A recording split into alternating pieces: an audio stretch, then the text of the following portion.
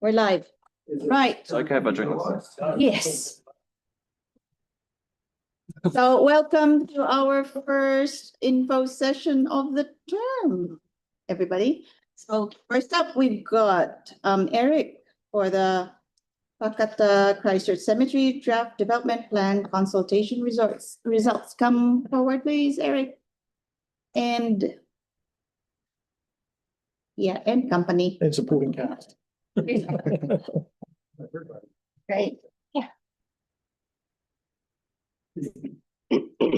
Go to everyone. Yeah, Eric Banks, Parks Planner, and Anna Ballantyne from Engagement, and Andrew, of course. So back in 2019, the City Council passed a resolution asking staff to use a plan for cemetery at Templeton. So we went away and spoke with many different groups and undertook investigations, so forth, and we've come up with a draft plan, and that was recently consulted on with the wider community, which Hannah will tell you about. Yes, so go. Next slide. Great, thank you.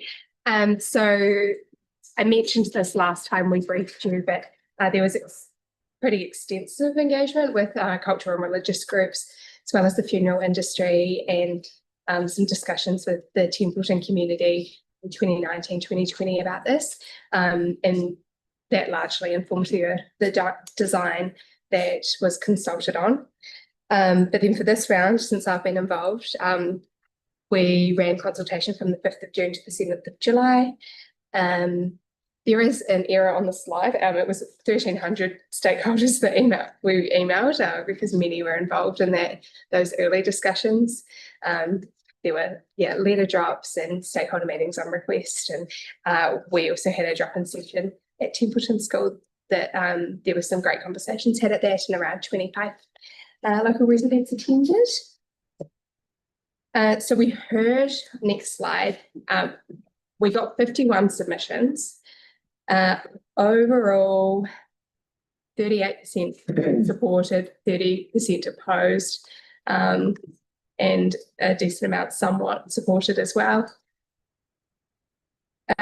People outside of Templeton were happy with it, or at least somewhat happy with it.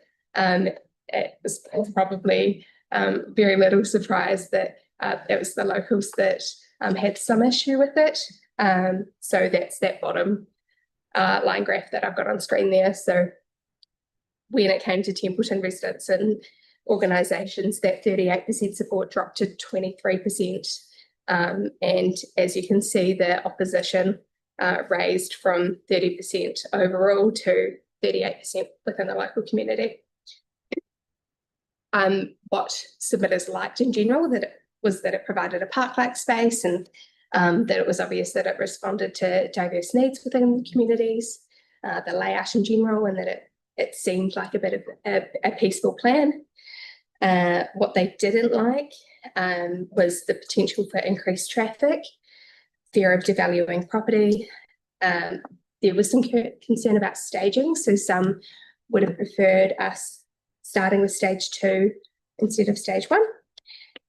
Some safety concerns mostly to do with the paths alongside households, and for antisocial behaviour within the cemetery itself. And specifically the internal pathway next to Royden Drive and the infant burial location. So kind of spread out feedback and pretty split support. So I hate when I have to present you with a less than clear steer from the community, but this is what we have. Thanks, Anna. Next slide. Yeah, thanks. So I'll just give you a very brief overview, and then obviously ask questions, and we can have a discussion on details. So we consulted on the area labelled as stage 1. Yeah, just go back to the previous slide, please. Yeah. I don't know too much, but just to make some comment on the staging. So we consulted on stage 1, and we left stage 2 for now because it'll likely be a few decades, 20, 30 years before we have to really get into the design for stage 2 based on the expected capacity of stage 1. The sports park that was suggested back in 2020, so that was included in the original discussions about the utilisation of the council land in this area. At this point in time, there are no firm intentions for sports park, but we're just holding the land, the council land, for future council use at this stage, and one of the potential future options is for a sports park. So just moving on to the next slide, please. So this is the plan that we consulted on. I've just labelled it pre-consultation and post, but the consultation plan, we labelled it, we're calling it stage 1, but the area will be developed in a few different stages. Won't be all done at once. It's too much of a large undertaking, not a practical thing to do. The idea is to provide for all the cultural and religious groups in a harmonious way. We tried to minimise the number of separated areas by producing areas that are suitable for the different groups that based on requirements they have in common. And then it's been designed obviously to suit the site conditions, which have influenced the entrance locations, the gradient of the land, views from the road, proximity to the quarry and the residential areas have all been factors that have influenced the design. Next slide, please. And as we're talking, you could possibly flick back and forth, Stripe, but we're going to have a control here, but you could potentially flick back and forth between the two to see the change. Sorry? The control has gone missing. Oh, I see. Wrong legs. All right. So in response to the concerns raised by the local residents, that Hannah's just summarised, what we have done in this updated proposal here is to move the children's area from the most southeasternmost corner further away across the internal road there. We've removed the toilet block that was adjacent to the the children's infant area. We've removed the pathway adjacent to the Royden Drive residential area, and for consistency, we've also removed the pathway adjacent to the Azalea Place residential area immediately to the north there, between Azalea Reserve and Madison's Road.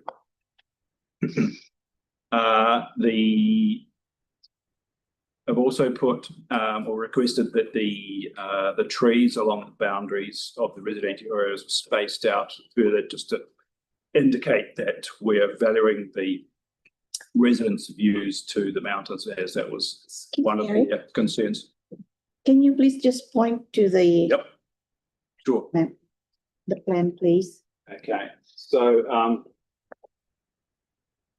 Okay, so these trees have been spaced out a bit further, and keep in mind this is the concept as well, so it's hard to represent everything on the scale. It's a large area, but so the idea is to indicate that we will endeavour to preserve rural/mountain views from the residential areas, at the same time as providing screening. Screening will take place throughout the cemetery site as well.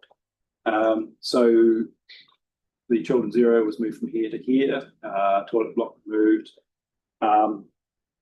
Now this area up here, the Sexton's utility area was moved further back from these two residential properties here, and the toilet block was moved from about here to here.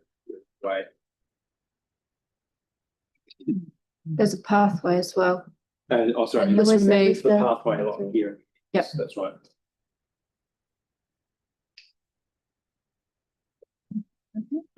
One of the other queries was around, or suggestions was to exchange stage 1 for stage 2.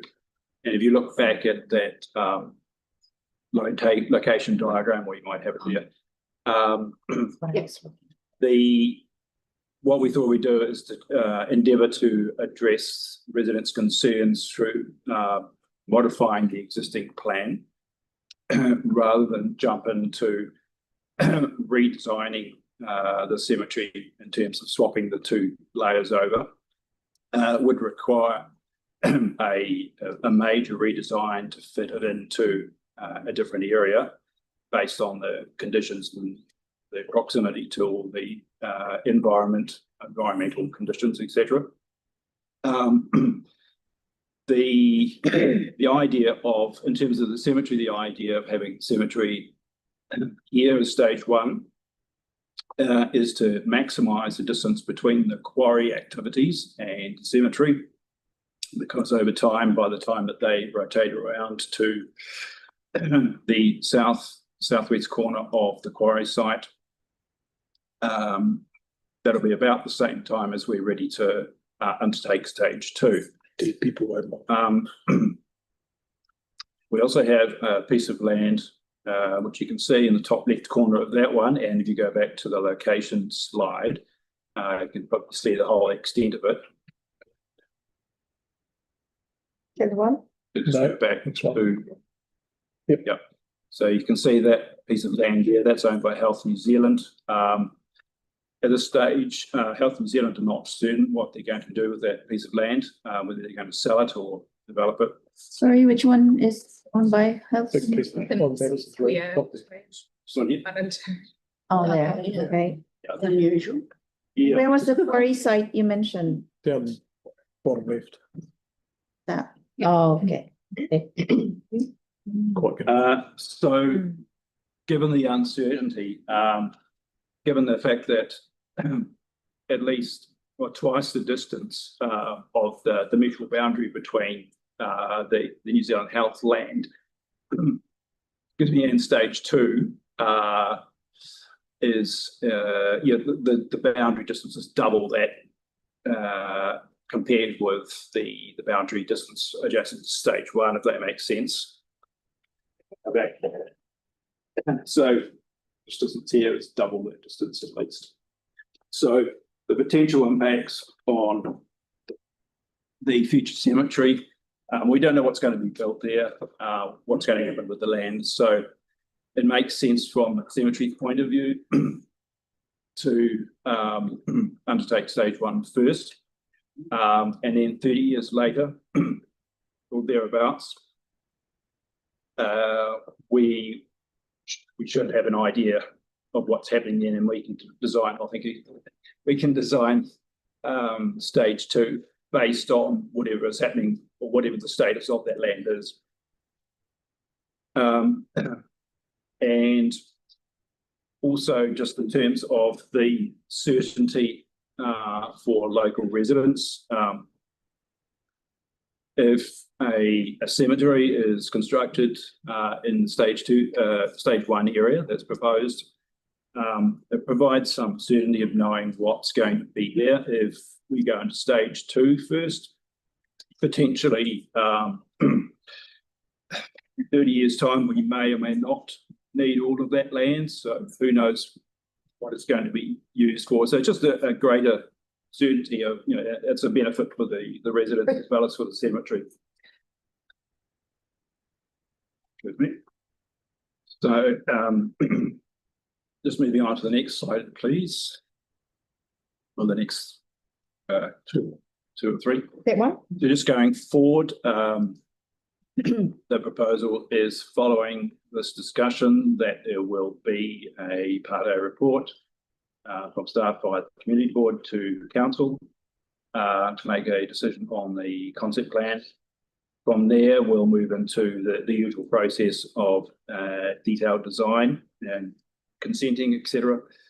That detailed design phase will involve specific additional consultation with stakeholders as required to produce the detailed design plan, and that will be a mixture of the cultural groups as well as the local residents. And then we're looking at the stage having the first set of plots available around 2033. So it's probably best if you could just ask questions now, and rather than me ramble on about whatever. All right, okay, thank you, Eric. Before we go to the questions, I just want to check whether you all know everybody around the table. We've got new board members. If at least the new board members can introduce themselves, please. Start with Cody. Yeah, good afternoon. My name is Cody Cooper and I'm the new community board member for Hornby. Bye. And Joseph. Kia ora koutou. Joseph, as Marie has just said, new community board member for Riccarton. Great. So we start off with questions from Mark. Thank you. I'm interested to hear whether there was any thought given or any possibility even yet for the sports piece that's been identified as a potential future use. Was there any thought or possibility of that becoming the stage one of the cemetery? Thinking being that dead people don't mind quarrying, the live people. Well, as I was saying, for the main reason, well, one of the main reasons for stage one being where it is was to distance the cemetery from the quarry.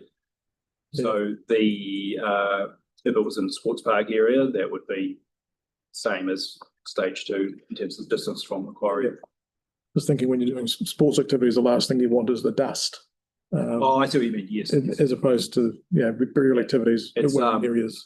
Any sports proposal there is a long way off, and potentially even as far off as stage two of the cemetery when the quarry is due to be nearing completion. So it's just a suggestion really at this stage. It would have to go through all the planning, the local regional planning, as well as and by that stage we'll have obviously a much better idea of what the impacts of the quarry are, as well as is it as good as the consenting requirements require, for example.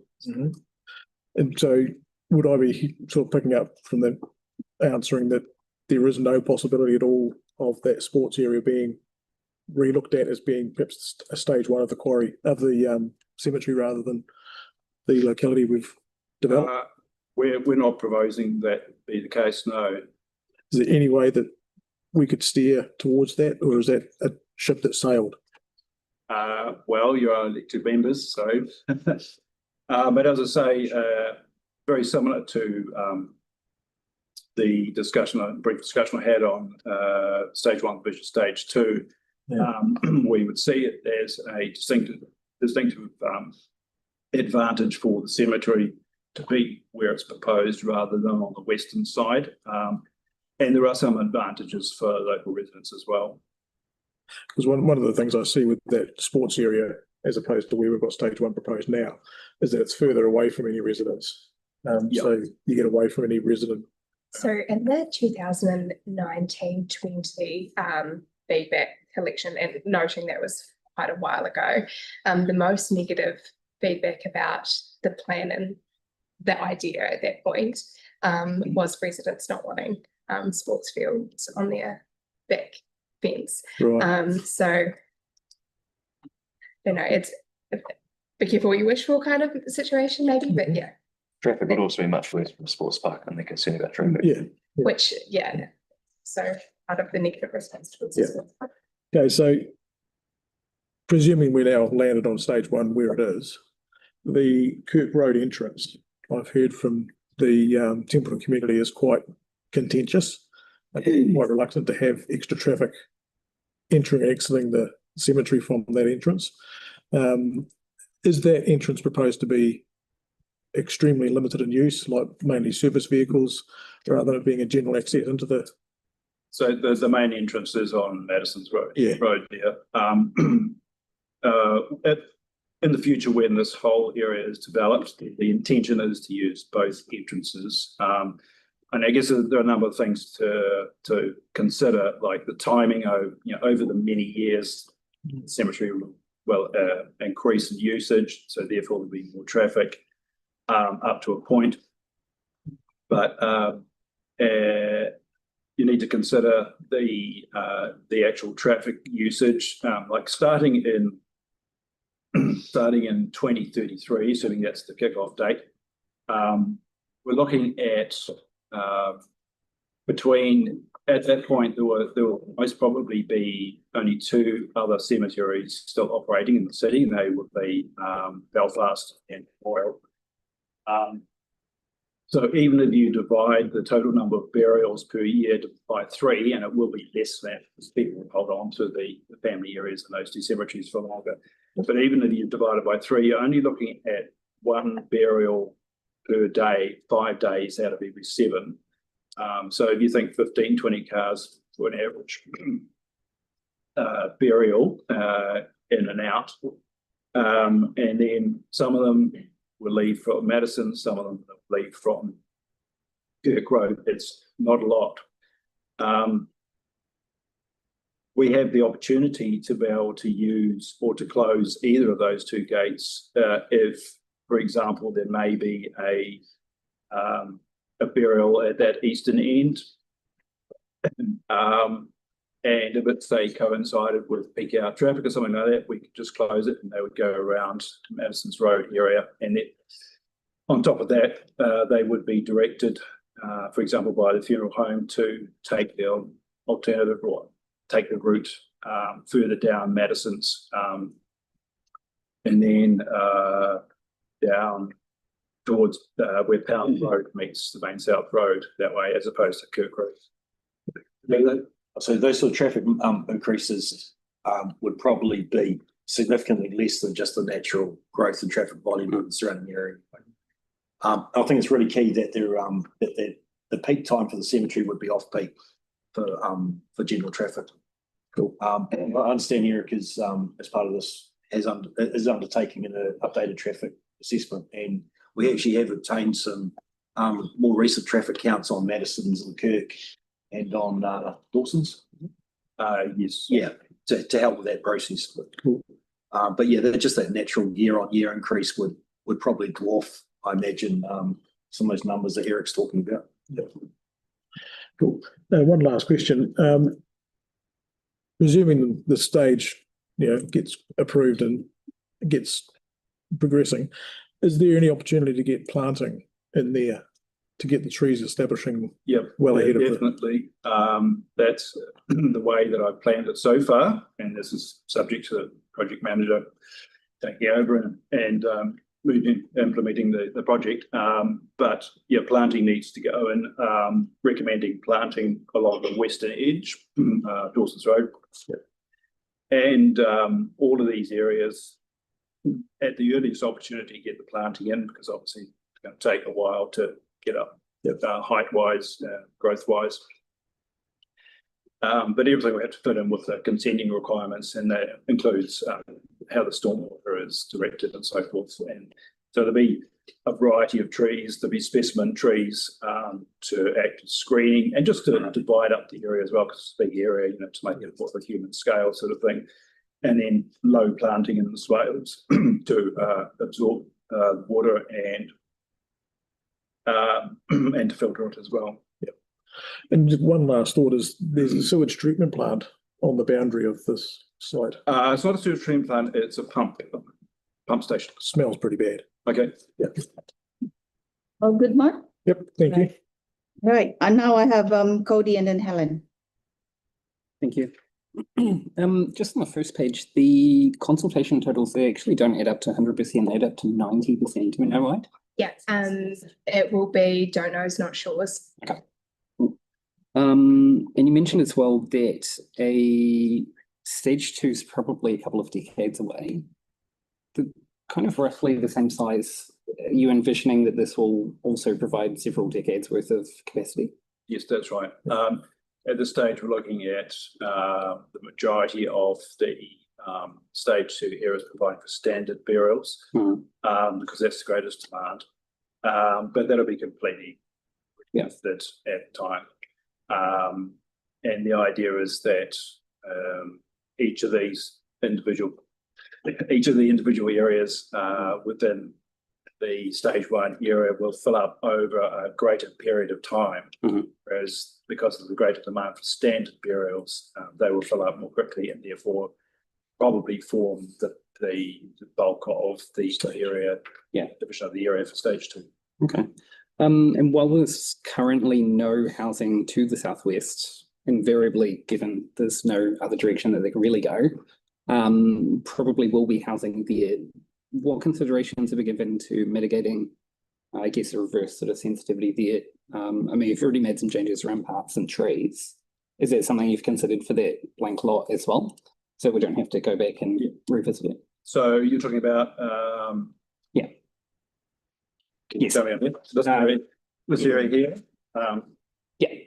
Those larger lots. Yeah, that's right. So the bulk of that, well, not bulk of that, a sizable area of that is the natural burials area. So, and that spreads out quite longitudinally, quite a long way as well. So they will be full-sized trees. So that would provide a buffer. And as I say, the staging of the area will be worked out by the project manager. So, for example, you might look at doing, say, the central area or part of that central area, which could include the majority of the different groups, and then those that aren't provided in that first stage, we do and can provide at the other cemeteries, Belfast and Memorial.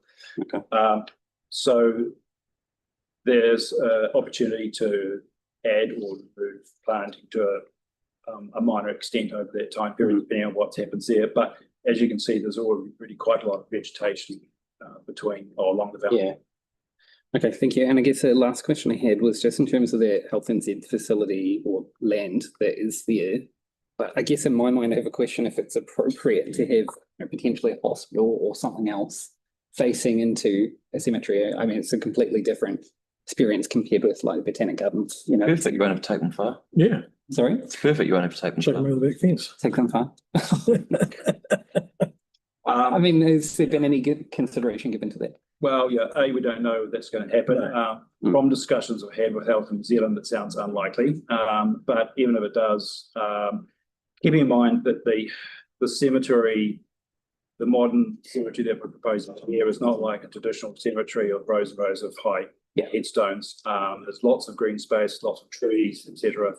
It's not going to look like a cemetery. It's going to look like a multi-house type park, maybe like Hagley Park, like Halswell Quarry, for example. So I think it would be probably a good thing as potentially opposed to other future potential uses for the site for people to look at. Be next to. Thank you. All right, thanks, Cody. I'm just conscious of that we're running out of time, but we still have Helen and Sarah. If you can just please keep your questions direct to the point, and so we can finish it off quickly. Okay. Thanks. Helen. Oh, yes. I've always been concerned that we have sports ground for the future. So talking 20 years out. So have you done any modelling, the sports people, to show that that's enough stuff? Rather than taking half and half. Half with cemetery, half with sport. There was some very basic analysis done back in 2021, I think it was. 2021. Around the general need for a sports facility in this general area, and that area of about 60 hectares was deemed to be suitable size for a sports hub. Yes. Okay, now so if we went with what you're proposing, and stage 2 is there, in theory, it's only in theory, we could take some of that land for sports if the sports people felt it wasn't sufficient, because it won't be just sports, but us be sports for Selwyn Yeah, and people travelling. yeah, that's right. Yeah. Be a semi-regional Yeah, facility. That's right. regional. Yeah. So that would lend yes. itself more to going partly to sports if required. Can't answer that at this stage. Right. I mean, in the future, 20, 30 years out, hopefully we'll have more efficient ways of burying people that don't take up as much space. So maybe that's possible. We just don't know at this stage. But at this point in time, we just have to be conservative and say, based on the last 10 years of demand, moving and projecting that forward, this is how much space we will need for the city, and it's still going to be provide for a number of decades. So. Okay. Thank you, Helen. We'll have Tyler last. So we'll have Sarah first and then Tyler, and then we'll close it off. Thank you. Were there any things that Templeton residents didn't like that you couldn't accommodate? Other than the fact that they didn't want it to be there? So the staging is one that hasn't been accommodated in the changes. Yep. Because it sounds like you've accommodated most things. Yeah. That was the goal. And probably the details will be, we've addressed all the ones we're aware of. It'll be the details, and there potentially is an opportunity, say, for the project manager producing the detailed design to base that partially on the residents' needs and self-granting choice, or the distance might change by 10%, something like that. And in terms of those key things that we heard the most, so increased traffic, you had a response to that, but devaluing property, there's kind of this cemetery is what it is. It's as park-like as Eric's been talking about as possible, anti-social behaviour.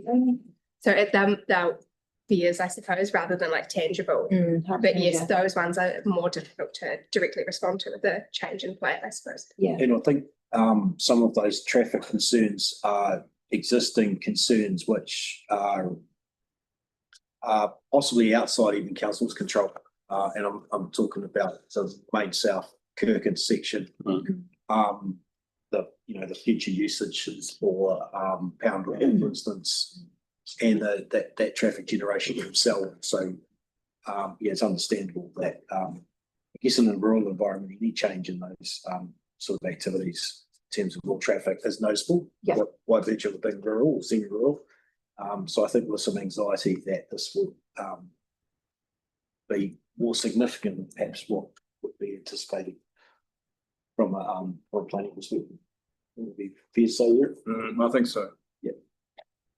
All right, Sarah? Thank you. Yep. Right. We have Tyler on Zoom. Last question from Tyler. Go ahead, Tyler. Can you guys hear me okay? Okay. Awesome. Templeton born and bred here, but I just have a question around any cultural considerations that were taken into account. I think staff already know that I had a submitter come to me personally raising some issues. Would you be able to talk on those? Yes. So we spoke with all the cultural groups that we were aware of in developing this plan. And as I say, we endeavoured to minimise the division as much as possible by looking at shared needs, burial needs. With regards to the specific query you're talking about, at the detailed design stage, then we will look at any specifics or changes that we need to make in relation to those. At this point in time, we'd be largely replicating what we're doing already, but potentially they could change. I have gone back to the community leaders and asked them about that particular query, which related to dogs and pathways between the plots. So they're going to come back to me. Awesome. Okay, sweet as. The next quick one is I'm just a bit perplexed as to what my colleagues were talking about around traffic. Is it the traffic that's being raised from the community, is that around the sports field or is it around the cemetery? The cemetery. Oh man, unless you get an ex-prime minister in Templeton, I don't see any big traffic issues. There's 35 Okay, sweet as. movements on Perth Road, so an extra few dozen. Right, all good, Tyler? Yep, no, that's good. Sweet, thanks. Thank you. All right. So thank you very much, Eric, Hannah, and Andrew. Thank you. Right, thanks. And next up, we will have briefing on city planning, update on plan change program and other priority projects. So may we call on Sarah Oliver and Darren Bridget. Swapping them around, will be first. No, I'm just trying to get it organised, sorry. Oh, so we're swapping it around? No, we're- no, we're not. No, we're not. Sorry, what did you want, Sarah? Did you, Oh, you so, wanted to go to lead off with, Hornby. Hornby, yes, yeah, I'll just find the right. Okay, yeah. so she'll just swap around the present. You're swapping them around. Okay, can I get a copy of the plan change one? So, because I won't be able to stick around. It's on the hub. Is it? No, I don't think it is. No, it's not. And the Hornby one also is not. No, there's I could do it very, very quickly if you wish. the city planning. Yes, I'm Up happy to- to. So we'll just have city planning. Yeah, Won't be all right. too long. The Hornby meeting was not the Hornby one, okay?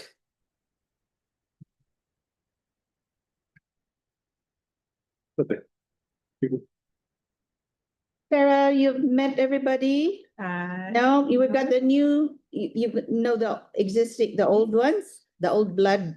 So the new blood, we've got, Cody, if you can introduce yourself, please. Yeah, Cody Cooper, Hornby Community Board. Joseph Fullerton-Riccarton. No, Sarah Oliver, City Planning Team Leader. Got it, Dave? Yeah. It's there. It's there. So I'm sorry, Sarah, we don't have the clicker. It's Just gone. tell Okay, her, so- go next. I'll just move through this quite quickly. So this is just an update to our plan change program. The first few slides are a recap of what the city planning team do, local area planning, and that's to implement the Greater Christchurch Spatial Plan. Today, we are soon to talk to you about the Hornby Local Area Plan, be one of the priority local area plans. We also undertake greenfield planning, and these over the next year and a half, 2 years, we are processing some council-led, subject to Minister accepting us seeking exemptions to the plan stock direction and some private plan changes. We also, very soon, the RMA reform will be dropping in our lap, and we'll be moving to implement the new acts. And also we need to, as part of that, begin our monitoring of our existing district plan. We also work on submissions to the national legislation, and we look to implement plan strategies and plans as well at council. Next slide. Excellent.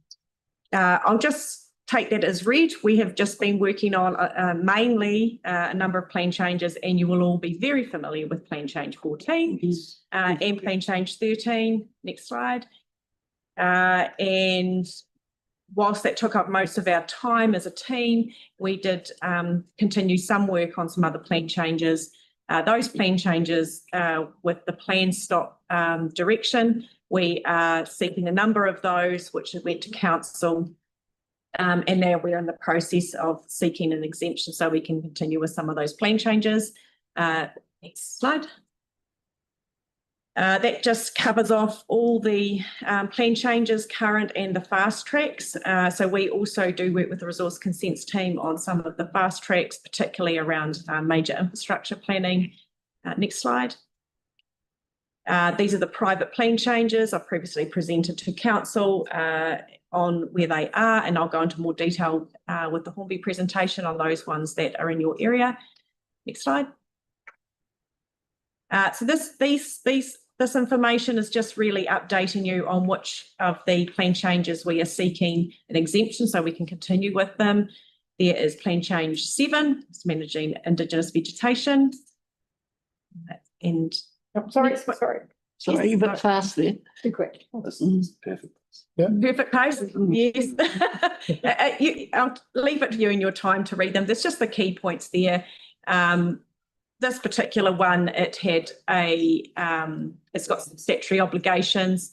And so we are seeking to continue with that plan change. And yes, we'll just see what the minister has to say. Next slide. Coastal hazards, plan change 12. We don't require an exemption for this because it's to do with natural hazards. We can continue, and we are continuing, so it's also taking quite a bit of our capacity. And again, I've just sort of indicated there what we're focusing on. We're very much focusing on the socioeconomic and the infrastructure impacts through coastal hazards, what impacts that has. So we're gathering a lot of, still working on building that evidence base for plan change 12. Next slide. Heritage, well, the decision on plan change 13 has been made, and the appeal period is expected to finish, and operative date potentially subject to appeals the 19th of December. And there's a small matter there, which we're just writing to the minister to say they don't need to decide on parts of PC 14 because it's already been decided on. Can I ask a question? Or Not yet. No, we'll let Sarah finish. We all know housing and business choices. We have completed all decision making for all parts. There's some minor wrap-up matters, but we just essentially concluded plan change 14 without some hurrah. There's a report to council just with formalities as well. Plan change 17, this is earthworks, flood management areas and Waimakariri stopbacks. This is a combined plan change. Again, we can proceed with the flood management parts and the Waimakariri stopback setbacks because those are related to natural hazards and they are automatically exempt from plan stop. It's just a component part of plan change 17 to do with earthworks only. So that's just again part of the application to the minister to continue with those component parts.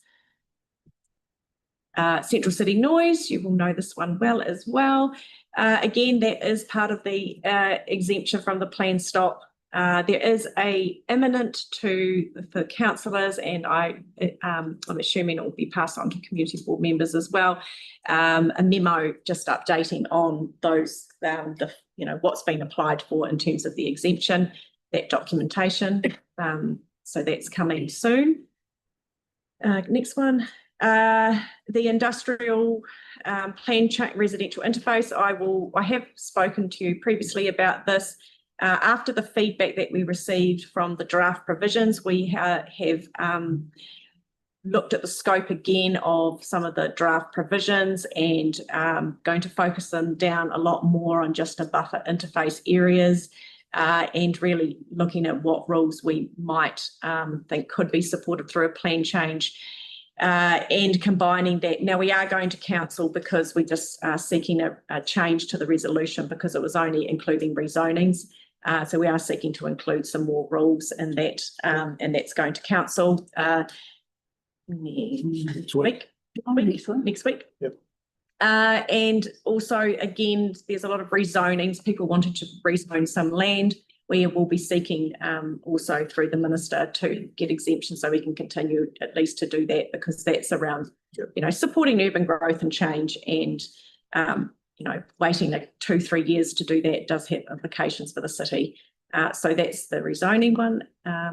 Next. Kerr's Reach. So this is the plan change to try and seeking to swap the rowing clubs from one side of the bank to the other side of the bank. That's pretty straightforward, really, in terms of what's being proposed.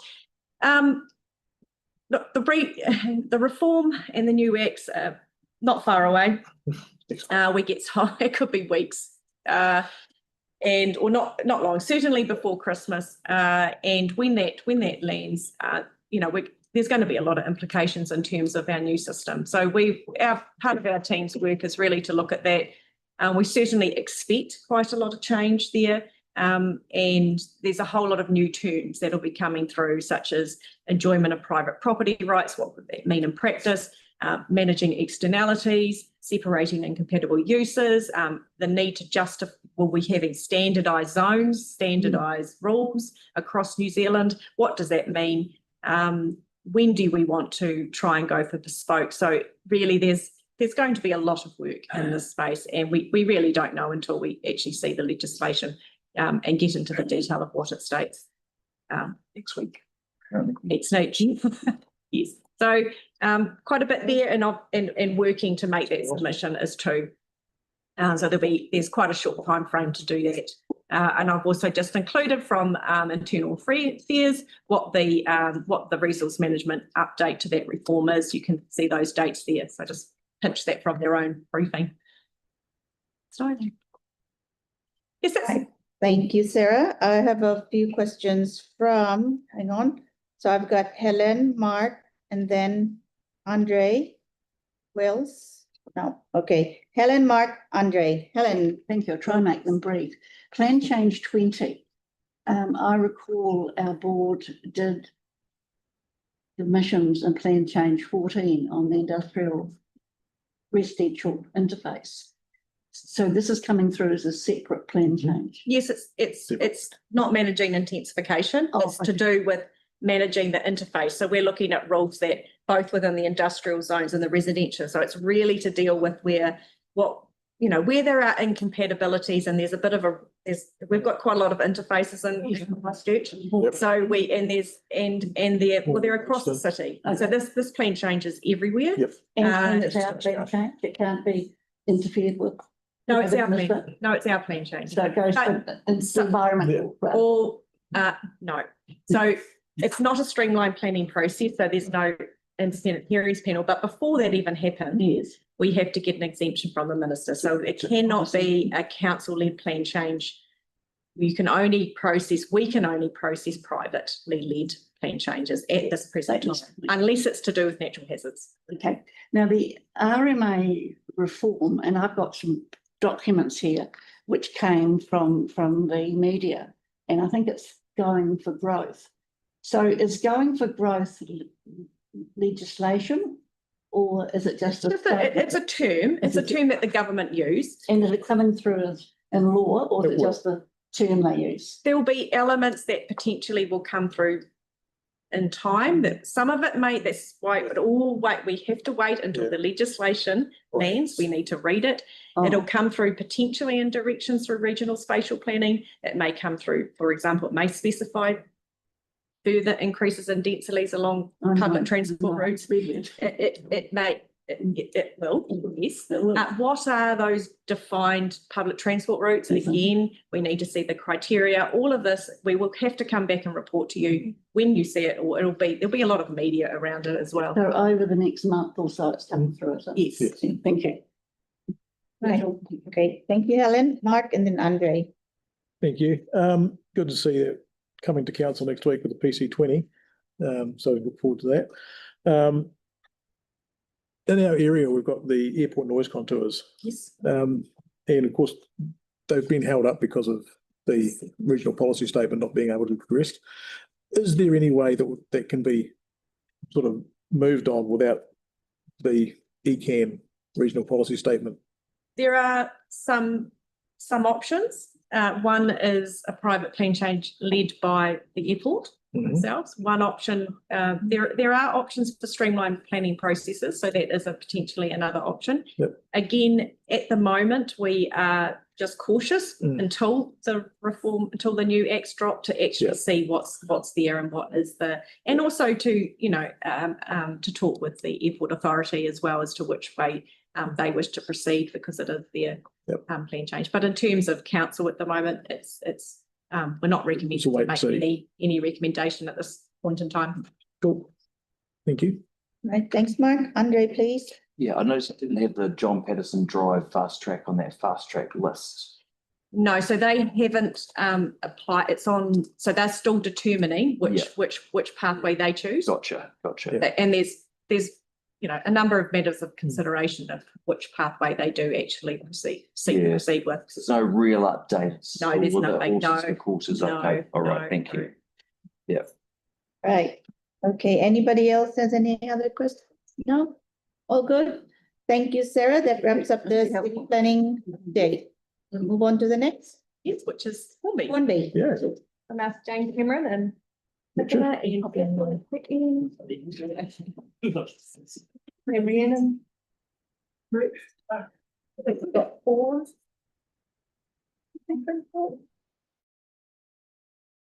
It's a bit of a shared one, this one. And so everybody, well, you've heard the introduction from Cody and Joseph. Right? And maybe staff will introduce themselves to the members also that they have. I can go first. Kia ora koutou. My name's Jane Cameron.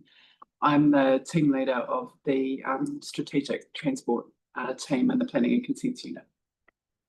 Yeah, great. I'm Nicola Williams. I'm the senior urban designer at the council. Thank you. Koutou, Rhiannon Pickney. I'm a senior transport planner for NZTA Waka. Okay, so we've got a joint presentation for you today, and this is focusing on Hornby local area planning and network planning in the broader sense. So.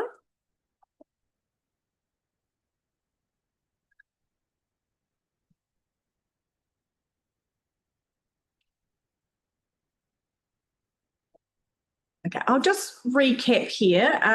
So the Hornby local area plan falls from two main directions, one within the Greater Christchurch Spatial Plan, which identified Hornby as a priority development area, but also within our own council as we promoted it as well as an area which will be expected and needing to face quite a lot of change over the next decades.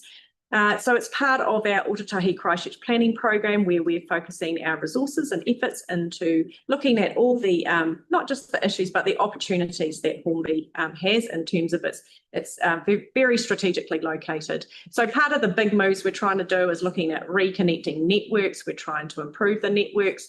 We're looking at supporting urban growth and renewal and regenerating nature where we have find opportunities within the area. So it's part of the big our big picture, and it's an important part of the city. So again, this is just sort of saying that Hornby's got both intensification and greenfield. So it's also the city, it's not new. The fact the city's always gone west, it's growing west, and it will continue. There's a lot of pressure, and already through the private plan changes, the market knows the west it's high and dry land. It's quite Stable. It's stable, it's good development land, and it's strategic. Again, it's strategically located. So it's just there's a lot of the market is pretty much saying the fact that this is the area that they're wishing to grow, and it makes sense for a lot of strategic planning reasons. Next one. It is part of our work I mentioned before with city planning, the fact that we are looking at greenfield, future greenfield as well. That is on the basis, the fact that we want to get ahead of these private plan changes. Very similar thing happened many years ago where we had private plan changes and Halls will come forward. They were all very ad hoc, not well planned together. So we did a lot of work, and that's when we introduced the Southwest Christchurch Area Plan, and we took 5 years and we did some very big strategic planning to try and anticipate that growth. Same thing now, we're getting ready for that regional spatial plan. We're asking the question, what's our maximum carrying capacity for additional greenfield? What are the impacts of that greenfield alongside intensification? What's the demand, how it's staging, and a big one here is the infrastructure and levels of service across the city as it seeks to grow. So it's looking at that network viability and functionality. So there's a lot of growth modelling going on over this next year, and a lot of transport modelling and a lot of infrastructure for the three waters as well. So there's a lot of work that's going on in council. There's three main areas we're looking at. It's essentially, if you look at our rural urban fringe zone, we're looking at all of those remaining areas and undertaking this investigation. It's about a 2 to 3 year program too, although we will focus on areas of higher demand as a priority. You'll already see, so here's the private plan changes that are coming through. We've got one not in your area, but it's not far away, is the Upper Styx, looking at another 230 houses, and that's the Meadow Stream private plan change.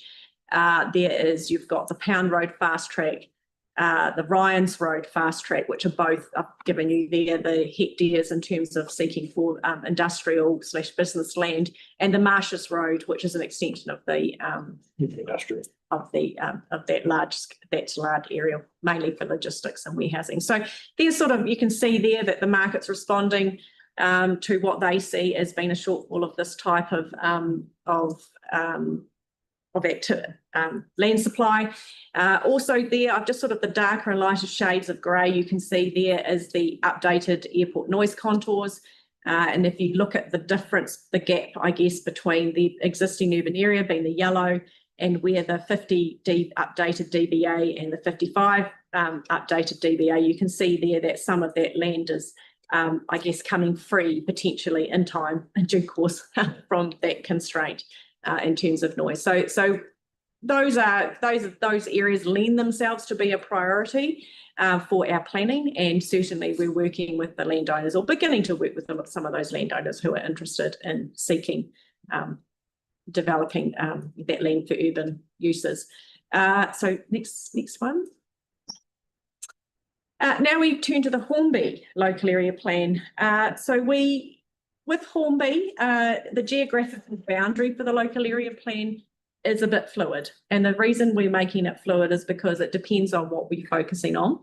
If we're focusing on housing, there are distinct neighbourhoods. You know your area well, so I should tell you that. And so there's a sort of a more localised focus in terms of housing. When you look at business, it's obviously a very, very big business area.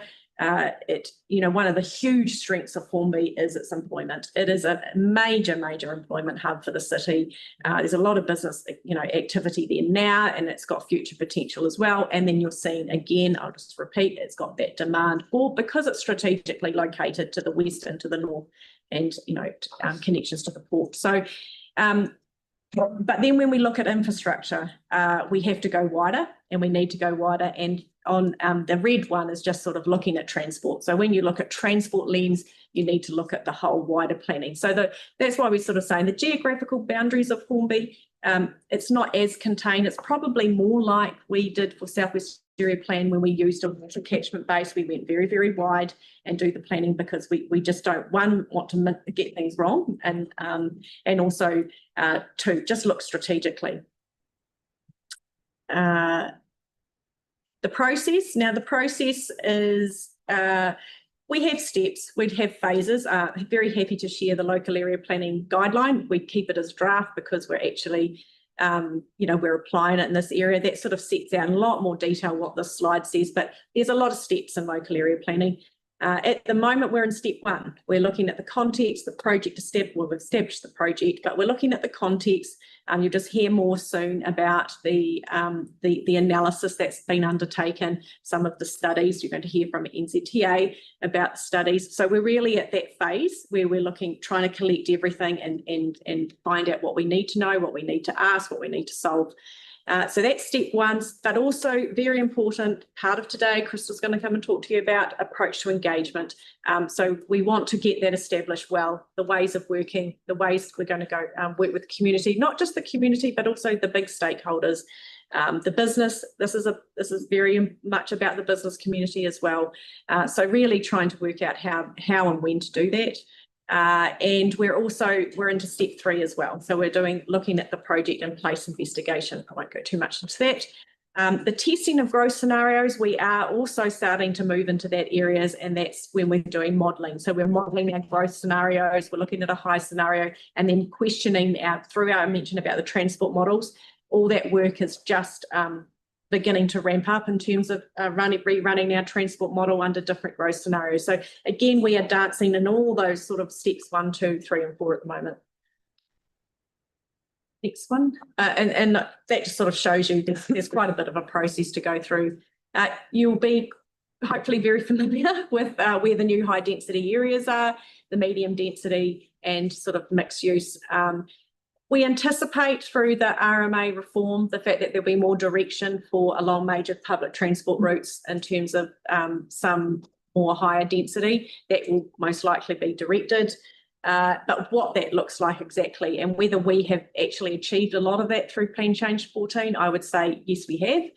but we still need to look at that detail. There may be some further upzoning required, but and of course, as soon as you identify a mass rapid transit stop, then you need to increase the housing enablement to enable apartments, basically up to 6 stories around within a walkable catchment around any transit mall or stop.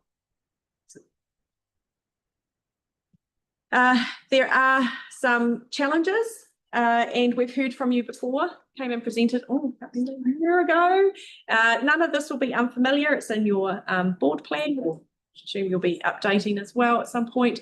So we're just really, and I'll just introduce Michaela, who is there, young Keller.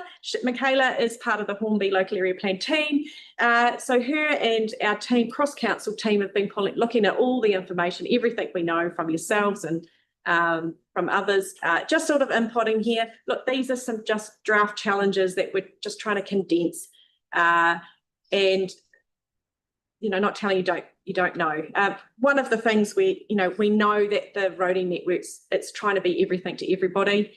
We need to try and resolve that, and really the activity levels have outpaced our transport infrastructure. But I'm not going to steal thunder there. Wait, I won't say that. And I won't say the next bit because I'm not going to say anything anymore, because really these next presenters are going to talk about this. So I'll just move on. And now I'm going to pass to Nicola. Hi, kia ora everyone. I've been doing a little bit of urban analysis of Hornby over the last few months, so I'm just going to share 6 slides with a few findings, but yeah, interested to hear your thoughts on it. I'll work through the attributes, but obviously there's lots of great things already in Hornby. Super important manufacturing hub, lots of jobs, got to support that. There's an emerging civic quarter through the construction of Matatiki, which is hugely successful from residents' sense of identity and pride in the area. It's probably the jewel of Hornby at the moment. You've got the Hornby Hub and Dressmart, which are major retail destinations. I don't know anyone who hasn't been to the Hornby Hub. They've got low vacancy rate and strong demand, so they're working really well. Lots of open space. Council owns about 8 hectares of Denton, 8 hectares of Kyle, so there's lots of open space around the edge. And obviously, as a growth centre, hopefully that will be a beacon for redevelopment. We've got mass rapid transport coming, so with that brings the opportunity to try and get some more place values into Hornby. Next slide, please. This is a very quick town centre analysis. On the left, scroll down a little bit further, or if you can go full screen, it'll be better.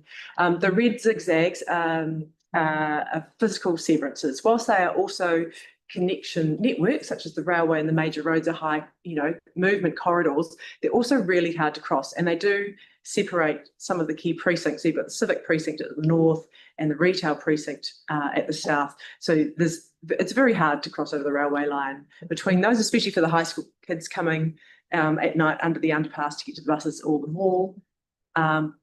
Also, there's another dot under that retail precinct. There's also a severance along Main South Road. Trying to cross between Dressmart and Hornby Hub is almost impossible. You're sort of corralled through this cattle fencing, and it's not a pleasant experience. On the right is also you've got lots of large sort of blank edges around the park, which don't create a very safe environment. And then, of course, the velodrome is raised up, so you've kind of got a battering there. So you're kind of funneling into a hole. It's just not a nice area. So there's kind of some quick win improvements that could be done there. The image on the right is just a quick aerial overlay, like a superimposition of the separation, the building separation between the Hornby Hub and Dressmart and the Hornby Hub, which is 80 metres, which is exactly the same dimension as Latimer Square. So this is just it's not an idea, it's just to show you the sense of space between the building edges. And ideally you would have them 20 metres apart, which is a sort of your typical 1-to-1 ratio. You have 20 metres high by 20 metres wide. That's a 1-to-1 ratio, which is a comfortable streetscape environment. But here we have about 8 metres high, so we have a very low form, and 80 metres wide, so it's about 1-to-10. So there's a lot to work on there. But interestingly, that would line up where the central trees are, where an ideal pedestrian connection might be to really get those retailers working together like a synergy. Next slide, please. And this is just a very high level concept. This is just one possible scenario one of the ideas would be, if you scroll down just a little bit more, thank you, you'd have some sort of main big stitch connection between the north civic quarter and the retail quarter, and whether you use the existing underpass or if there was hypothetically future money for something a bit more dramatic. What you could do with that section of Main South Road with MRT stops potentially coming along on that side, you could, start to transform it into a bit more of a pleasant space, a bit more of a boulevard, have some shade for trees, which we've all seen as super important on a day like today when you're outside. And then potentially some of the retailers might start to bring forward or redevelop and activate those edges. So you start getting canopies, you start getting smaller grain retail under the street, and it's a pleasant space. So when we're talking about public realm, it doesn't have to be a square or an urban space. It can be a street, streets are a public realm as well. And the other opportunity is perhaps think about some sort of gateway identity. Because the buildings are quite low, when you're coming into Hornby, you kind of don't know that you're there. You don't know that you've arrived, especially coming along Mount South Road where there's lots of sort of large format, this and that, and the blade signs are bigger than the buildings. It feels like there should be something that sort of denotes that you're there. Mm. So that's just one possible scenario. And thank you. Now moving to the residential areas, a bit of analysis of the walkable blocks. Now the ideal walkable circumference is 600 metres, which is about a central city block, which is about 100 on the short edge and 200 along the long edge. So when you add that up, that's about 600. Looking at Hornby, this one on the top, that's pretty good, 735, that's Parker and Kathleen. That's a good walkable block. It means that you don't have to walk far to go to the bus, to pop up to the shops to get a bottle of milk, to walk to school. That's a really great perimeter. You can see further down, you get to 1,000, and then this block down by Seymour and Shands is up to 1,500. So you're looking at about 2.5 times what your ideal should be. This is not a walkable block. We did look at when that former South Hornby School was being redeveloped, could we get any links through? But because it had already been infilled so many times from so many directions without compulsory acquisition, it was almost impossible to get anything through. Next slide, please.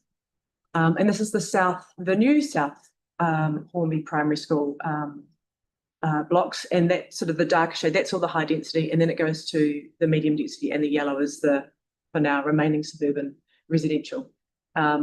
So again, they're quite large, 2 to 2.5 times. Riccarton's blocks, by comparison, are much smaller at about 600 to 800, but yeah, here we're getting up to 1,900. I mean, that's nearly 2 kilometres, and that's using the shortcut pocket park to get through. So the implications are, I guess, that it is actually more convenient to drive. This could be one of the reasons why there are lots of people driving in Hornby, because not only the walkable journey is way too long to get to the shops or the public transport. Currently, there's no street trees down the streets. Well, many of them, there's a few in Brinley, but it's not a pleasant experience. And so walking to schools. And my last slide is finishing on a high note, is the opportunity. There really is a great identity potential narrative for Hornby that would include its sort of strong pioneer, its junction, railway heritage, and there's potentially a lot of industrial heritage gems in there too. It needs a bit of a welcoming heart, a bit of civic space, whatever that might look like. The retailers, they're all doing quite well, but they could do a lot better if it was more accessible to get between the retailers. So you didn't have to park once outside, the main South Road shops, which have just been redone and they look really good and they're at full capacity, but you can't really interchange between all the areas, the precincts, that could really help those with footfall. Industrial needs to survive on its own, and there's obviously, there's a few tensions with the residential areas, sometimes in terms of smell and noise, so we have to work through that. There's a big climate change and biodiversity opportunity. Whilst there's good free draining soil in Hornby, there's a very low tree canopy cover, and we need to work on that to start to mitigate this heat island effect. Last one is livability. We want it to be a great place to live.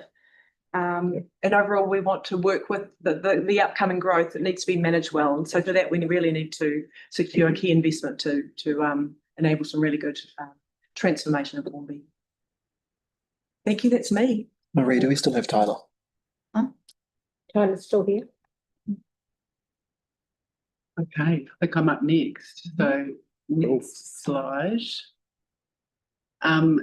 So alongside the local area planning work that we've just been talking about, there are we've got some other big strategic transport projects where we need to be in lockstep across our programs to make them, I guess, sing and dance with each other.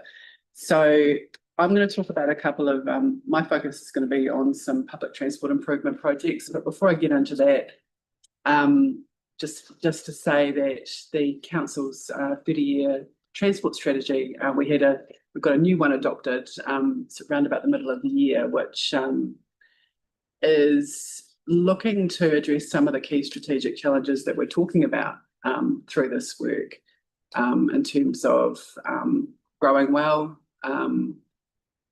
decarbonising transport, creating more resilient network, all of that kind of good stuff that we want to do, safe network. So just before I talk about the public transport projects more specifically, there's a couple of goals in the new strategy, particularly around getting better transport choices for people and creating a healthy, vibrant and livable city. And a big part of that in our strategy is that that focus of growth along public transport corridors. So next slide. A couple of the big public transport improvement projects which we're working on in lockstep with the Hornby plan. I'm going to go to the long-term future first, the Mass Rapid Transit project. I'm sure you'll all be familiar with that. That idea of building up to a much higher level of service along a key public transport corridor that starts. Well, let's start in Hornby, starts in Hornby and we go through the central city and back up through to Belfast. So a corridor through the city, and the Hornby part of that corridor, one of the key things that we have to identify is where the station is going to be. So where we are in the process, we're currently in the route protection part of the process. Our colleagues at NZTA lead the charge in terms of developing the investment case, indicative business case for the work.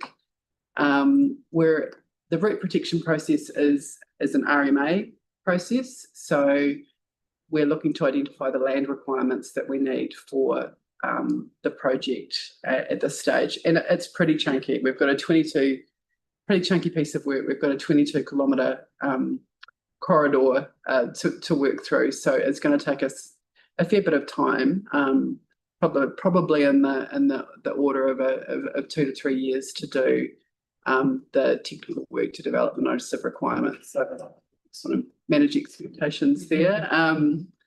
But the next slide, you need to do some work. You can't go from 0 to 100.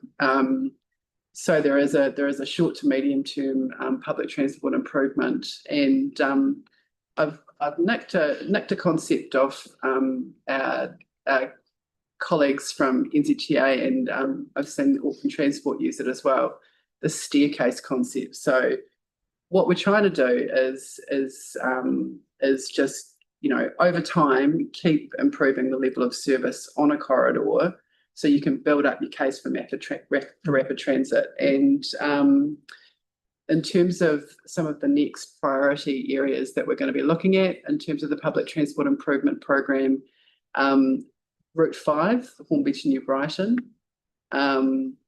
is one where staff at Canterbury Regional Council and Christchurch City are currently working on the investment cases to make the case, hopefully in the next funding triennium between 27 and 30, to do a frequency uplift on that corridor. So it'll be similar. You would have seen the news for Route 7, Halswell to Queen's Park.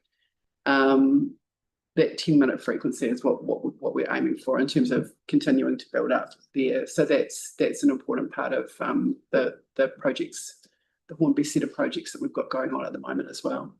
So those were my ones, and I'm going to hand over to NZTA. So, thanks, Jane. So NZTA has just begun a piece of work which we're calling Strategic Transport Plans, and the title of this one is State Highway 1 Access and Development. Noting here that the title says State Highway 1 Hornby, but as Sarah was talking about before, the area is significantly wider than just Hornby. You need to look at. So next slide, please. So we've been working closely with CCC and ECAN to develop a shared vision of what we're hoping to achieve for the area.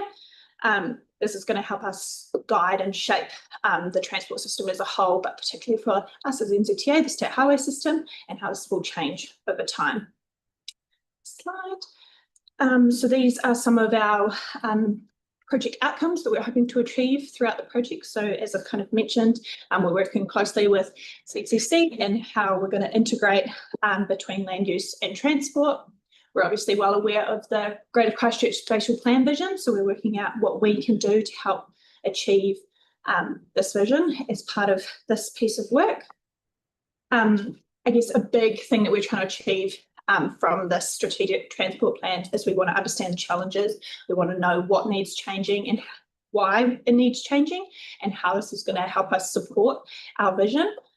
A key output for this piece of work is going to be a sequence of interventions or projects that we can kind of complete over the next, in the next 30 years, again, helping us to address these challenges and these changes that need to be made.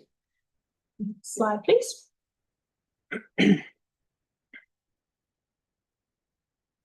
So the slide is similar to the one that Sarah went through just before. So we've kind of developed these as a group of organisations. The key one for us being that State Highway 1 is trying to do too much.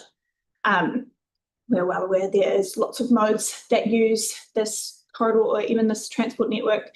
So that is a significant challenge for us and probably the biggest one that we're trying to solve. Also, another thing that we're aware of is the growth that's occurring, both residential and industrial, and that currently the transport infrastructure that's in place isn't able to keep up with this. There's significant capacity issues, delays, driver frustration. So we're trying to work, aiming to keep this in mind while we're developing the plan. Two things that we've also kind of mentioned already have been around public transport and active modes. There's restricted access, severance issues, delays, which again, as Nicola was saying before, is forcing people into their cars, which is then further creating this congestion issues. We want to try and address that. The fifth problem that we've kind of identified is around freight. So we're well aware there's the Christchurch Airport and then also the freight hubs, and freight needs to reliably use this part of the network, and currently they cannot, or they are doing using other roads instead to kind of make up their time. And finally, I've already kind of talked about growth, but there's a lot of residential growth in satellite towns, both in Selwyn and Waipuna, and this is all funneling through Hornby, both as a destination, being a key employment hub, but then also it needs to funnel through there to get to the city or other places like that. Next slide, please. So as I kind of mentioned, this is kind of our approximate study area. And what we've done here, apologies, I realised afterwards that the grey you can't really see very well, but we've looked at those 6 challenges and problems that I discussed just before, and kind of we're trying to place them on a map to kind of identify where some of our significant challenges were to help us guide us in the next stage of what we need to do to address these challenges.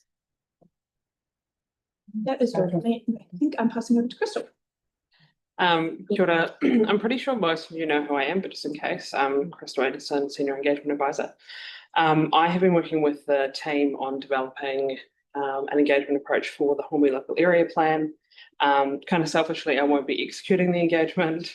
I'm heading away on maternity leave next year. So Hannah, the lovely Hannah, is going to be basically doing what I tell her to do in this next slide. So hopefully she's okay with it. You're not here. If you can move to yeah. Cool. So obviously, as you'll be aware from this presentation, there's so much information going on here. For the Hornby community, there's lots of different organisations working here. So we're working really closely with the NZTA and Environment Canterbury to make sure that we can streamline as much as possible to make sure that where applicable, we can communicate as one. If we're seeking feedback on the same types of things, we'll try and do it together. And we'll share that information so that we can make it as easy as possible for the community to digest quite a large amount of information. One of the next steps for us will be connecting in with your local community groups. You've got some really cool groups here in Hornby, and we want to get them on board with the process and utilise their skills and tapping into your community. In terms of the, in terms of the decision-making process for this, the community board will be making a recommendation to council, so it'll be a Part A report that comes to you. And then the council will decide on the final local area plan. But before we get there, before we get to a point of having a draft plan for you, we really want to make sure that there is a good amount of community input and that there's a lot of community ownership for what the plan looks like. And that kind of comes in two streams. So we've got our community, our residents, and we'd like to do a bit of a sort of values visioning type of piece with them. We already know a vast amount of information about the Hornby community through things like our Life in Christchurch survey, through things like the CSRs that come through the deputations that have come to the community board. So we'd like to essentially go out and check, this is the information, these are the issues we know. Have we got it right? Are these the things we should be focusing on? What things might we have missed? And then basically, you know, what is it that you would like to see for your community for the next, 10, 20, 30 years type of time frame? So we'll be doing that hopefully alongside the local community groups. Community workshops have worked really well out here for things like this in the past, so we'll try and capitalise on that. We'd like to make sure we can get schools and young people involved, because obviously this plan is a longer term plan, and those are going to be the people who may be purchasing houses and those sorts of things in the not too distant future. And then working through the retail businesses, we recognise that the retail centre of Hornby is quite a hub for people, so we'll utilise that where we can. And then obviously the second part of that is these conversations that we need to have with a vast range of stakeholders. There's just a few listed up there in terms of who we'll be talking to, but there's obviously businesses, transport stakeholders, industry, major landowners and developers, all of those kind of people. So we'll aim to be having those conversations around about the same time. We are aiming, and I'm signing Hannah up for this, we're aiming for sort of early 26 to start having these conversations. And then the team will take that input and start developing a local area plan. That draft will then go for a formal consultation process, and then the community will have a chance to speak to you as the recommenders of that before you recommend to council. Brilliant. I think there's one more slide. Right. This is the one where we say we've got an indicative time frame, and we say indicative. Just want to reinforce how collaborative this is, because right from the outset, we are working together as three agencies. This is not, and the benefit already of that is great. I think it's wonderful. We're all on the same page. We've got the same thoughts around the opportunities for Hornby as well. So that's a really great starting point. Again, we're just going to keep doing that and looking at the independencies between projects. Crystal's just mentioned how important it is going out to community together, not separately. The time frame, area plans are, as long as we get going, and we're already underway, we just need to be a little bit flexible with timeframes, because sometimes you might get a point, you might go so far and then you think, right, I've got the time frame all sorted, but then we might need to go slow and then we might speed up. So that's why I'm saying it's indicative. We're trying as much as possible. We've obviously got different governance arrangements as well. So just working through that. Put it up there. These are big programs. As Jane said, they're big. And there'll be but there'll be some really exciting parts too when we're looking at options for trying to resolve some of these issues. And so, yes, so really we wanted to come and see you to say yes, and really to sort of set your feedback about how often we come and see you, when we see the detail, how much do you want to, also asking yourselves about how much to get involved.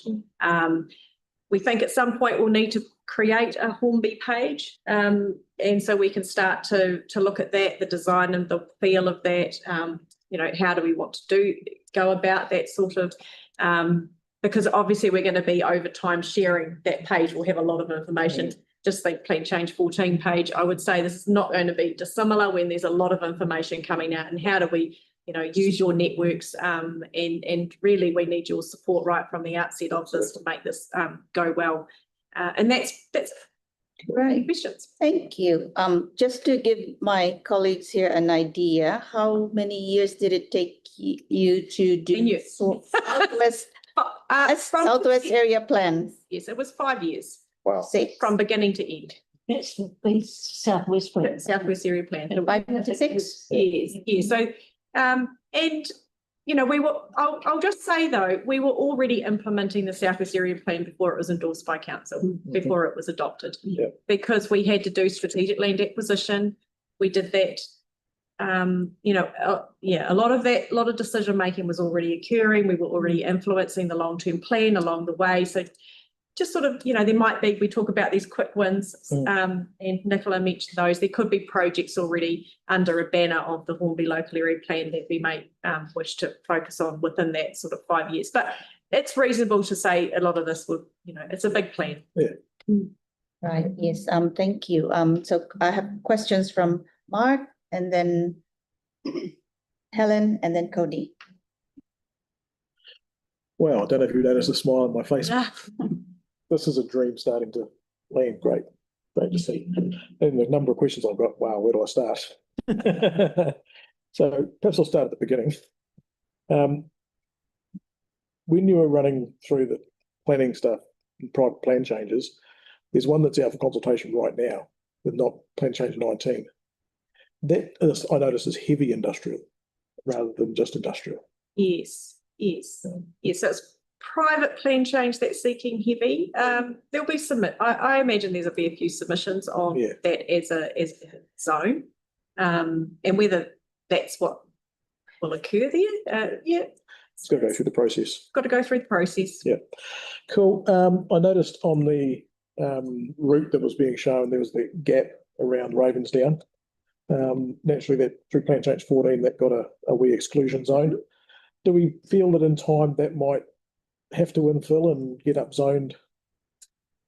It's possible. It's still got the restrictions from Ravensdown. We went through that process. That was a qualifying matter that did survive, and is in place now. It's an interesting one. I think there are limitations in terms of that block.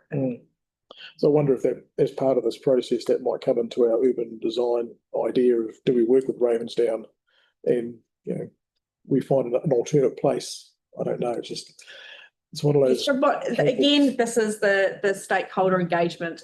We need a lot of conversations with a lot of big businesses within Hornby to try and find out. We have been told, I believe that it is there. They are seeking to remain in that location, but we need to hear that from them. Yes. And there's a lot of businesses, so it's trying to understand what opportunities are they wanting for their future, and how do we support that as well? Because one thing we do not want to lose what makes Hornby a great location, and that is the employment hub. Exactly. And so it's very important for the city. It's very important we protect our businesses and protect our business land. It's quite important. So and that will be as we develop this, because we need that to come through. So therefore we need to work with our businesses to hear what they need. Because one of the things that you'll probably find, I already feel it in the community, is that the businesses aren't well connected. The community is well connected, but the businesses tend to be islands. Yes. And if we can, out of this process, perhaps can work and start with, let's draw the businesses together. Yes. And that makes things a lot easier as we work through it. And there's some fantastic international examples where they actually looked at the employees within areas and sort of tried to think, well, what are their needs? How might you exactly that? So so there again, there's a lot of opportunity in those business areas. Yeah, cool. The urban development there, I'm noticing you started to highlight a missing link that I've been aware of for some time. And it's through the back of Chalmers to Hey. Up to the cycle route. Yeah, back in 2010, there were plans drawn for that. So might be worth us linking to sort of daylight that again. Because that's all part of my dream about urban connection and trying to make this actually work instead of the way it is now when you actually saw the islands, the retail and the civic space. And through that, I don't know if you're aware, but there's contamination in that Kyle Park area, which through this process might be a strategic chance for us to have a look at that and see if we can't find a way to fix it. Because as I'm told by residents regularly, if that contamination was in Fieldington, it would have been dealt with 10 years ago. But because it's in Hornby, we just leave it. And I think maybe it's time's come. The thought of park and ride comes to mind. It's probably around the MRT type thinking. And I've already started conversations with the likes of the hub and said, look, how would you feel about working with us around park and ride, multi-level car parking, front and back, to perhaps become that hub? So good to see that sort of thinking, I guess, will have to come out of this process. The Kiwi Rail, they're quite a big piece of this puzzle. I noticed they're missing from the table today. I hope they're on the journey with us. Yes, we will be engaging with them. We're starting the process very shortly, and they'll be brought to the table. Because I'd hate us to work too far through this and not have them as part of it. Because we can plan all we like. If they're not on board, they can giz up the whole damn lot. So thank you for that. And interesting to hear the idea around tree canopy and greening. One of the things I've actually mentioned in the annual plan process this year is greening the west, where we can start to get some plan around street trees and green spaces amongst the west. And I think as we go through that intensification, we're going to have to plan that incredibly carefully so we don't get too many urban deserts. So, and with that, the pocket parks, the bus priority Route 5. Is there thought around that to have things like bus priority lanes created on the route to make sure that the buses can get through rather than being stuck in the traffic? There will be some work done on the infrastructure requirements for bus priority, but not the details aren't settled yet on that. Because it's one of the quick ones I think we could possibly work reasonably rapidly towards is perhaps bus lane, the likes of Riccarton Road. And futures. Yeah, so keen to work with people on that one, because there's no point in us moving the buses every 10 minutes if they can't get there. So that's the infrastructure. So the services and infrastructure pieces will consider both of those. Walkable areas. I was really fascinated to see your analysis there on the blocks. That's a huge thought in the Hornby area, and already we've got an unwalkable central area. I'm sure you're all well and truly aware of the Woolworths Corner and the footpath that's missing in there. Thankfully, we've got a project actually underway in the capital program, so we'll keep pushing and working on that one. And I'm keen to get the Hornby area walkable and cyclable and have really accessible for all modes rather than just a few. Thinking about Kiwi Rail, we've got the main trunk line running across Carmen Road. We've also got the industrial line running to nowhere. It's never used anymore. I'm keen to have a conversation with Kiwi Rail as part of this around that line. Okay, there might be some dreams and plans that they might have around using it. But as a community, I think we need to have a conversation and say, is that realistic? Is there something we could work on there? And then with the main line, maybe vertical separation might be something we need to perhaps consider. Along with the fact that there's mainland rail, I think, are doing their events trains already, and they're talking about stationing, and a station perhaps in the Hornby Club car park type thing. So I guess some thoughts around that as being an interim towards MRT. It might be the regional, the urban rail might will raise its head. So bypassing around Pound Road, I'm guessing, is probably part of your wider area. Part of the. Well, I was interested to see your Latimer Square picture there, because it to me it's kind of in the back of my mind is Highway 1 comes out and maybe we can have something pedestrianised between Dress Smart and the hub where we actually get an urban environment that works. So nice work. And thinking about the engagement, the Hornby Club I think could be a huge advantage here. Yeah, they've got a massive upstairs space where if we had a vision session up there over a number of days, and we bring the community in, just come and brainstorm and let's have an interesting time, getting all your input into what this thought can be. So really cool. I'm so pleased to see this starting to formulate. Thank you. All good, Mike? Yep. All right. Thanks, Mark. Helen, please. Yes, I'll be fairly brief. In terms of the bus transport, I think one of the troubles is the large buses, which are often empty.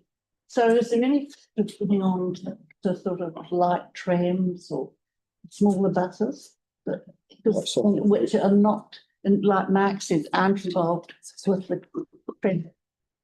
They have their own guiding system. Because I don't want to get people out of their cars unless you have a rapid transport system, which is on its own rails, basically. Well, the MRT, the indicative business case, the design for the MRT has its own dedicated corridor. Yeah. So that should answer that question. Okay. And no, and you said you'll take 2 or 3 years to do land purchase. To notice of requirement, to documentation. That's going to take. Yeah, it's going to take us quite some time to. Okay. Just because the site it's 22-kilometre corridor, so it's going to take quite a long time to do the technical. And I presume you'll look at Riccarton as well. That's right. Because you can't get through. So the whole corridor from Belfast. Okay. So Helen, just to clarify that's not land purchase, so it's more of designated land. Yeah. But won't you have to purchase land on Riccarton Road as well? Eventually. First, eventually, but first of all, we need to determine exactly what land is required. Yeah. That's fine. Thank you. Yeah. All right. Thanks, Helen. Cody. Thank you. Fantastic work. Okay, first of all, so thank you. Significant challenges, and I think highlighted best in terms of saying, it's kind of trying to do everything for everyone. I guess a couple of things that come to mind would be we've got really poor walking and cycling connections between those infield areas, which inhibits accessibility. They're feeling that's going to be a significant challenge, not maybe impossible. But even to some extent, you've got footpaths like Main South Road does not have a footpath. And this government has also sort of unfunded or underfunded that kind of infrastructure. So will that be funded as part of these works? Because I understood that this is actually separately called out in the land transport program. So this is where funding and finance is a whole session in itself. And funding is always a challenge. It will always be a challenge. But first of all, the first step in that is identifying what is it that we're trying to achieve here. And that's why you need to plan. And funding over, you got to think there could be some, we're going to have to prepare business cases. We're going to have to go through the long-term plan. Like we may be, what we're trying to work through in terms of this time frame is to get ahead of the next long-term plan. So some of these things will need to, again, we did that with Southwest Area Plan, where we actually went in and got some initial funding and support. So we will need to stage things and break it down to what is actually achievable and manageable. But this is a long-term project as well, and there'll be a variety of funding sources. There'll be new tools. We'll have development levies, but also we have these challenges with potential rate caps. So it is a complicated and complex area. But one thing, if you have a plan, then you can actually try and seek that funding and seek that, and you've got that clear vision, and that's when you can try and get into public-private partnerships. And that's really, you know, some of these things, we don't have to be the ones doing it all either. You can get, you know, there's a lot, again, look back to the business community, there's a lot of developers out there who may have interest in this area. So it's about looking at every which way possible to try and achieve the outcomes we're seeking. And it'd be fair to say it's not just the LGP, but it's also the NLGF. Yes. Trying to get on the NZTA timeline. Yeah. I guess my next concern as well is we have a rapidly aging population and increasingly disabled as well, particularly even just in Christchurch, not just an issue in Hornby. You know, there's housing intensification coming. Oftentimes hear about concerns around the lack of car parks, but there's not really suitable alternatives. So I saw, it looks like, is there a route review that's coming, is it May next year? Possibly that we're looking at in terms of the bus network? Yes. Is that something you can comment on? Next year. Yeah.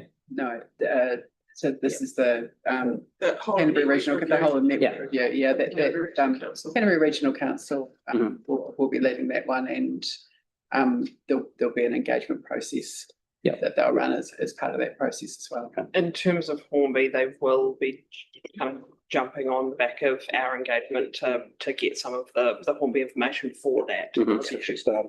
So that they're not having to sort of double dip that conversation. Yeah, and I guess it's really lined up with Mark's question, how he said about the MRT route with regards to Ravensdown. But if we look at where we've actually zoned for housing intensification and even what the network looked like before the earthquakes, Route 5, for example, used to actually run down Anderson Springs Road, which would actually capture those areas. And right now it actually won't. So is there actually any way that we can incorporate that, you know, before, you know, years down the track, because it's being intensified now? So again, that process that we were talking about, the whole of network review that Canterbury Regional Council are going to be doing, that's looking to surface, you know, those kinds of issues. So where's growth happening, for example? So I understand that it is a CRC process that they'll undertake, but will our council and community board be involved with that at all? Yep, so that there will be engagement, and as Crystal said, they'll be, you know, they're working with us in terms of trying to, you know, get all of our processes integrated from around the Hornby projects. So yeah, there will be opportunities to engage. Okay, and I guess looking at what's possible today, is there really anything planned in the short term, I guess, like the next sort of 12 months outside of the consultation that will maybe be coming to Hornby? I just mean that in a general sort of transport sense. No. Okay. Not unless it's on the long-term plan or the annual plan. Yeah. Oh, good, Cody? Yeah, thank you.